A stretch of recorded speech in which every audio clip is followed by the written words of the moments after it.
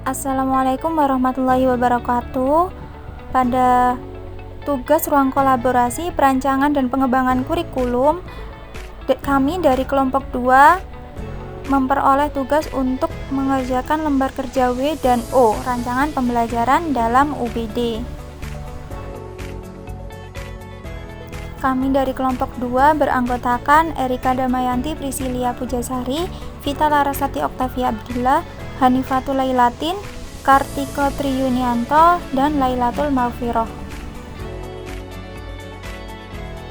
Pada pembahasan pertama yaitu lembar kerja W, where, dan why. Pertanyaan pertama pada where dan why yaitu apa tujuan pembelajaran Anda? Tujuan where dan why adalah mengingatkan guru untuk menjelaskan secara jelas kepada peserta didik untuk mengetahui target yang harus dicapainya dan bagaimana proses penilaian sehingga peserta didik dapat melihat kemajuan pemahamannya. Dalam menentukan tujuan pembelajaran, sebaiknya memuat dua komponen, yaitu keterampilan yang perlu ditunjukkan atau didemonstrasikan oleh peserta didik dan lingkup materi atau konten yang perlu dipahami pada akhir pembelajaran. Adapun tujuan pembelajaran pada materi perubahan wujud benda yaitu 1. Dengan mengamati video pembelajaran tentang perubahan wujud benda, peserta didik dapat mengklasifikasikan karakteristik wujud padat, cair, dan gas dengan benar. Dengan peragaan, peserta didik dapat menentukan wujud benda, padat, cair, dan gas dalam kehidupan sehari-hari dengan benar. Dan yang terakhir yaitu dengan penyusunan LKPD, peserta didik dapat menganalisis perubahan wujud benda dalam kehidupan sehari-hari dengan benar. Baik, di sini saya akan mempresentasikan nomor 2, bagaimana posisi kemampuan peserta didik dilihat dari tujuan pembelajaran. Jadi tujuan pembelajaran yang ada di nomor 2 ini sudah dijelaskan di nomor 1, yaitu terdapat 3 tujuan pembelajaran, yaitu yang pertama mengklasifikasikan karakteristik wujud padat, cair, dan gas. Jadi di sini peserta didik disuruh mengelompokkan wujud padat, cair, dan gas. Yang kedua yaitu menentukan wujud zat padat, cair, dan gas dalam kehidupan sehari-hari. Di sini peserta didik disuruh menentukan mana yang termasuk wujud zat padat, zat cair, dan zat gas dalam kehidupan sehari-harinya. Dan yang terakhir yaitu menganalisis perubahan wujud benda dalam kehidupan sehari-hari. Jadi di sini peserta didik disuruh menganalisis perubahan wujud benda yang ditemuinya dalam kehidupan sehari-hari seperti mencairnya es batu, itu termasuk ke dalam zat apa. Nanti itu perubahannya seperti apa. Baik, yang ketiga yaitu mengapa tujuan pembelajaran seperti itu? Karena dengan tujuan pembelajaran seperti itu dapat memberikan pengalaman belajar dengan menggunakan pendekatan understanding by design, sehingga para peserta didik dapat mengalami proses pembelajaran baru dan membantu peserta didik lebih aktif dalam proses pembelajaran dan memahami materi tentang perubahan wujud benda dalam kehidupan sehari-hari. Jadi mengalami proses pembelajaran yang baru itu seperti dikaitkan dengan kehidupan sehari-hari. Lalu yang kedua, peserta didik lebih aktif dalam proses pembelajaran. Peserta didik diberikan tujuan pembelajaran yang membuat peserta didik itu aktif dalam pembelajaran seperti menganalisis perubahan wujud benda dalam kehidupan sehari-hari, sehingga peserta didik terjun langsung untuk menganalisis bagaimana sih perubahan wujud benda dalam kehidupan sehari-hari. Untuk poin keempat, yakni tentukan unjuk kinerja dari 6 unjuk kerja tersebut. Jadi unjuk kerja berupa kemampuan menjelaskan berdasarkan percobaan yang telah dilakukan. Kemampuan menjelaskan ialah kemampuan peserta didik untuk dapat melakukan penjabaran terhadap suatu topik. Untuk yang poin kelima, apa kriteria yang akan dinilai untuk dipahami? Jadi kriteria yang dinilai yakni kriteria sistematis.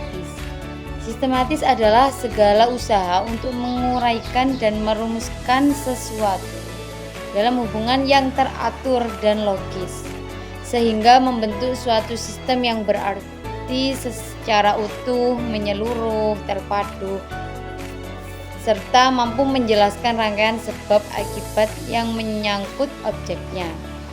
Berdasarkan pada pemahaman yang ingin dicapai, maka rancangan W muncul pada kegiatan awal pembelajaran, yakni peserta didik mendengarkan tujuan pembelajaran yang akan dicapai, yakni mengenai perubahan wujud benda.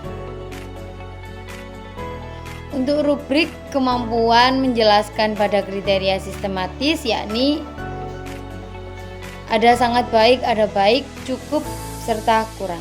Dianggap sangat baik jika peserta didik sangat sistematis dalam menjelaskan topik, teks, cerita, eksplanasi, dan sebagainya. Dianggap baik apabila peserta didik sistematis dalam menjelaskan suatu topik. Kemudian dianggap cukup apabila peserta didik cukup sistematis dalam menjelaskan suatu topik. Dianggap kurang apabila peserta didik kurang sistematis dalam menjelaskan suatu topik.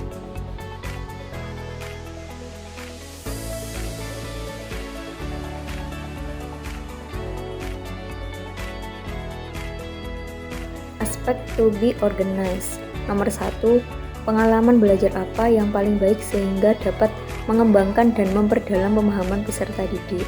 Menurut kelompok kami, pengalaman belajar yang paling baik untuk mengembangkan dan memperdalam pemahaman peserta didik adalah dengan pengalaman belajar secara langsung.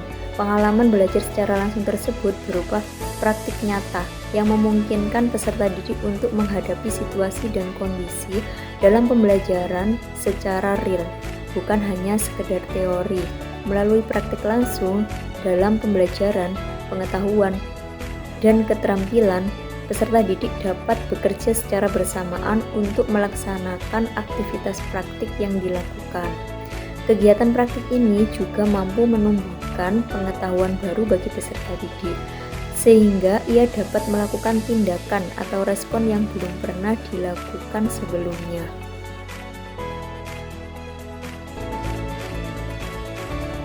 Pertanyaan kedua yaitu bagaimana meminimalkan kemungkinan kesalahpahaman. Jadi beberapa hal yang dapat dilakukan untuk meminimalkan kesalahpahaman adalah yang pertama yaitu guru dapat memperdalam pemahaman terhadap materi yang akan disampaikan. Yang kedua, menyesuaikan penyampaian materi dengan sederhana sesuai dengan jenjang usia dan kemampuan komunikasi peserta didik. Yang ketiga, melakukan penyampaian melalui komunikasi secara langsung sehingga dapat terjadi umpan balik yang baik. Yang keempat, guru membangun kesan sebagai pribadi yang baik dengan menjadi orang yang menyenangkan dan terbuka.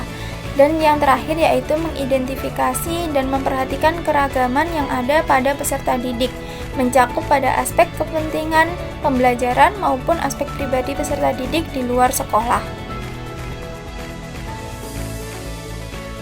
Pertanyaan terakhir pada aspek to be organized yaitu bagaimana mengatur dan mengurutkan pengajaran dan pembelajaran untuk memaksimalkan keterlibatan dan efektivitas.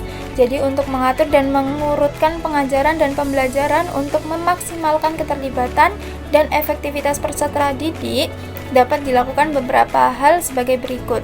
Yang pertama yaitu membuat rencana pembelajarannya baik dengan memuat tujuan pembelajaran, kegiatan dan penilaian pembelajaran yang tepat, serta penggunaan strategi dan model pembelajaran yang sesuai dengan peserta didik.